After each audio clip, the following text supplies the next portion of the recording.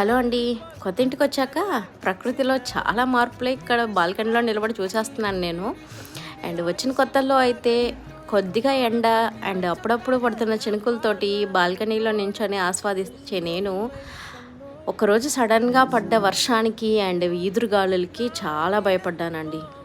ఈరోజేమో మళ్ళీ మన నెల్లూరులో మంచుతో కప్పేసిన ఈ రోడ్లు చూసారా ఎన్ని వేరియేషన్స్ కనిపించేసాయో. అండ్ ఎక్కడో మంచు ప్రదేశాల్లో ఉన్నట్టు అనిపించింది నాకైతే.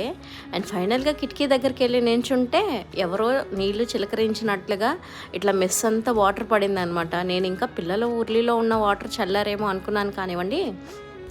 మంచు మార్నింగ్ 6 నుంచి కాస్త 8 వరకు కూడా ఎక్కువ అయిపోయి ఇలా చినుకుల్లాగా పడుతూ ఉందండి. బాల్కనీలోకి వెళ్ళి నిలబడ్డాక తెలిసింది నా మీద చినుకులు పడ్డ తర్వాత. సో నేనైతే చాలా హ్యాపీగా ఉన్నాను ఇవాళ.